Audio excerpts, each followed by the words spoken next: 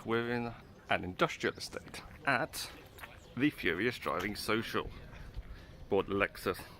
Matt even let me park it sort of on this angle, so it's proudly on display in all its scratched, faded headlight glory. But fairly small turnout for now, but it may grow. I mean, the weather is not great this morning, so that's probably put quite a lot of people off. But anyways, let's see what we got here. So, let's see, we got this Mark 1 Mazda MX-5 in white, and NREG, I believe, the UK model, although, yeah, that's the 90s Mazda badge, isn't it? The mid-90s one. Is it manual or auto? Oh, manual.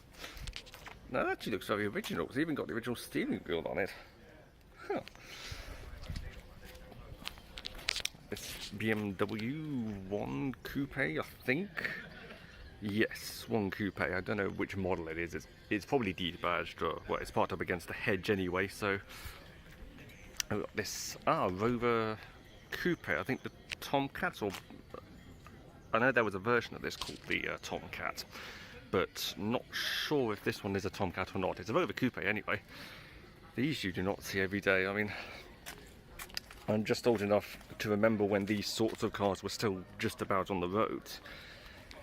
Is it like a 220 or something? But either way, very nice. Right, I need to go and get a coffee, or what, tea actually. So here's the cafe itself, the Torque Moto Cafe. And we have a few cars down this side as well. We've got another BMW, the 1 Coupe again. We've got an M3, yes, the Saloon, that one. And this I'm quite a bit more interested in. Series 1 Elise in I presume like Lotus facing green or whatever that colour is, because I've seen like Series 1 Exiges in this colour.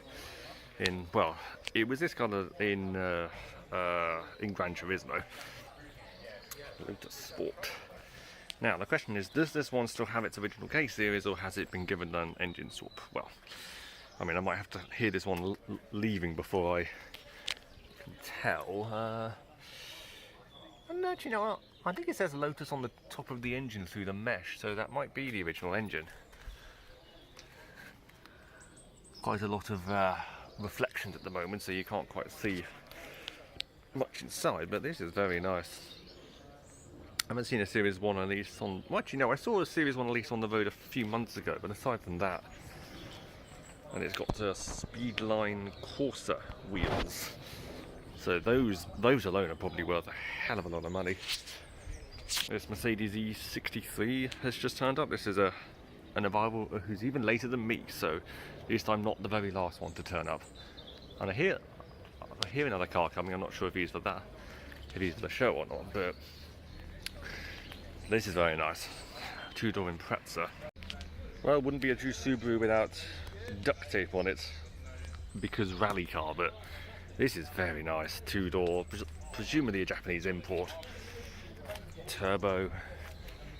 Oh, check out the red accents on the seats. I like that. This is very nice. I think this is possibly the prettiest generation of Impreza, I think. It's the least fussy, and proportionally I think it just works the best. Ah, yes, I think this is a Japanese import because it's a Type... Well, actually, no, the Type R badge. I can't remember if they did a Type R... I think I know they did a Type RA, but... Still. Of course, muddy. As the focus sparks up. And there's the M3 Rail 3 all. Ah, we have the Furious merch, although I may need to pick myself up something there. Now, I think this is Matt's car of the fleet that he's bought today, the Rover 420 Touring. Tourer. Sorry, excuse me. The 420 Tourer, because Touring would be BMW. And this was just before the Rover BMW partnership. So yes, this is indeed Matt's car. Furious driving, and I mean, I like the colour for one, and I've stood in something's dripping oil, and now I've stood in it. But check this out. So there's a sunroof, and oh, he's packed it full of stuff, a lot of stuff. The benefits of an estate car. Oh dear. Yeah, there's all on the floor. And now the rain started. But anywho, next to this we have a Mercedes 190, I believe. Yes. I always get my Mercs mixed up with, like, I can sometimes tell what the chassis code is, but I don't know what the model is. But this is, yes, a G-Reg, I believe, a 190E. I mean, I could just go and check around the back, but I can't be bothered.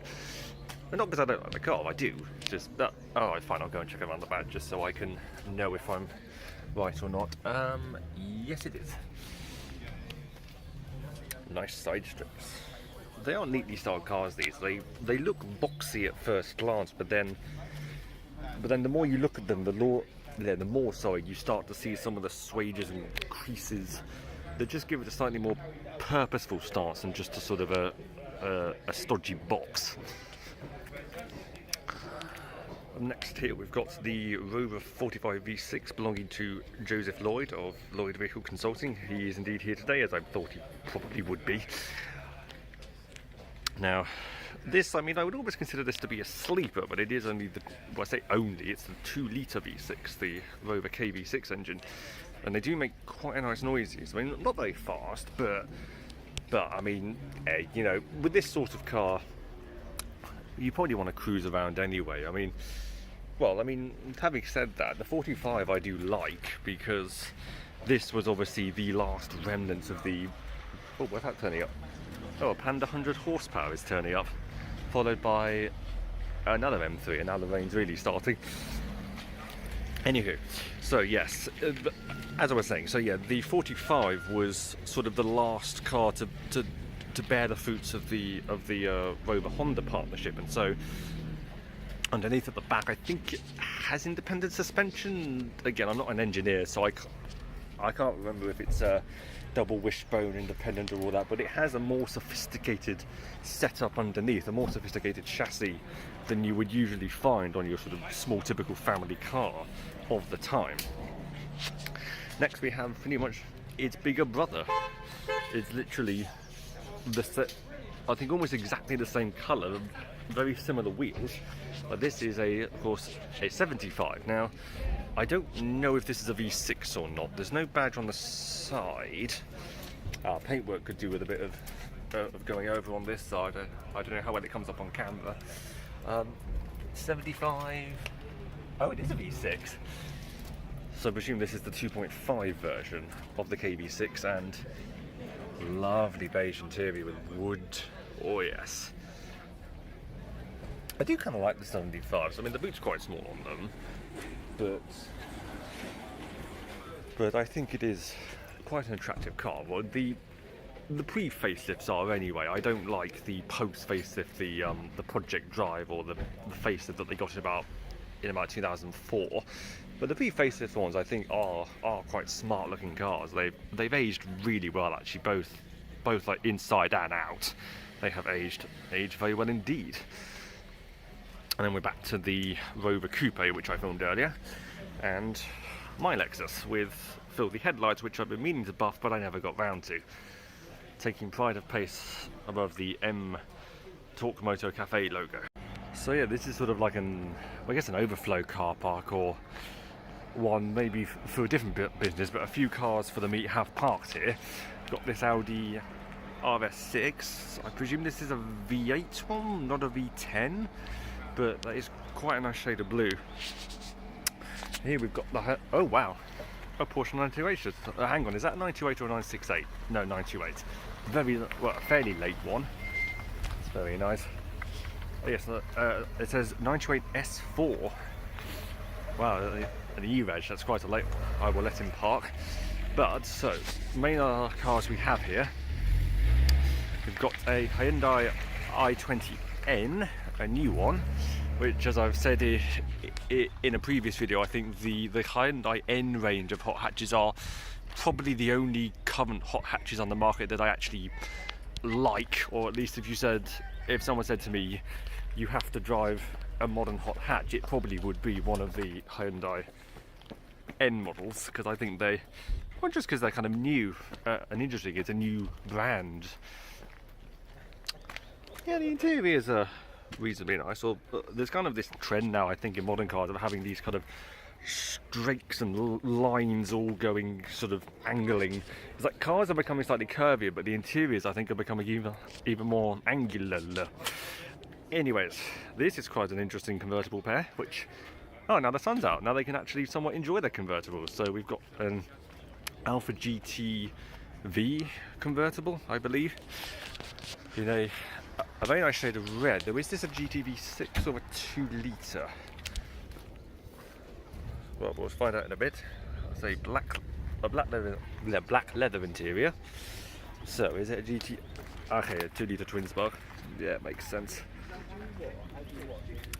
It's definitely an interestingly styled car, this. I mean, maybe this is perhaps one of my controversial opinions, but, well, I mean, Alphas are, especially in the 90s, was their very wacky phase of styling, and it's definitely distinctive. Like, I'm glad this car exists, but I'm not sure if I call it pretty. And quite a lot of 90s Alphas, they are striking, they are distinctive, but personally, I personally wouldn't call them pretty. There's just, I think the front end is squidged. It's a bit too, well, it's fussy. Not especially fussy, but yeah, it's an acquired taste, I think, is possibly the best way to put it. But this, though, the MGF, well, these are now getting quite rare, actually, because I think they sort of fell victim to the, you know, they became dirt cheap.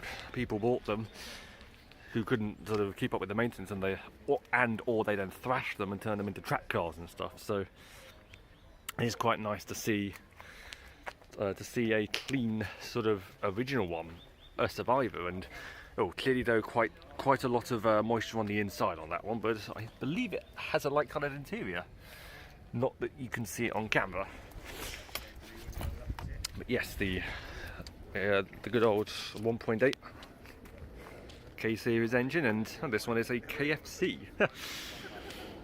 But no, that is quite nice. And then we have a Berlingo, which obviously Hubnut has popularised. I think there's a bit of a Berlingo renaissance at the moment in the world of weird car Twitter, because I think formerly these were literally just seen as like old people's transport, you know, regularly used for like wheelchair conversions and whatnot. But then people have sort of realised that they're a very cheap, quite reliable van with seats, and a very, very dark green. It almost looked black from some aspects, but it was actually green.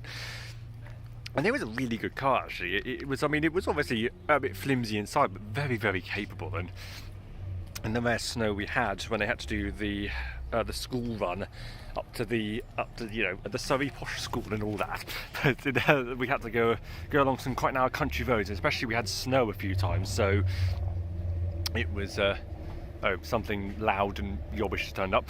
But yeah, these I do like these. These are very good cars, although I think quite mechanically complex with the Boxer engine, but I do very much approve.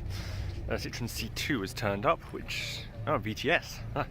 It's a slightly sporty one. It's a nice shade of blue with the white wheels. Suits it. They are quite sort of funky looking cars, these. I do like them. And of course they've got the split folding rear tailgate, which of course we do. Which of course I always love a car with a split folding rear tailgate. But of course this was why I came up here, because this has just turned up. A Citroen Traction Avant. I mean, it's weird to think that these are now, what, like 90 years old? Like, this is a revolutionary car for its day. Mr. Jospeh Lloyd has just turned up again. Okay.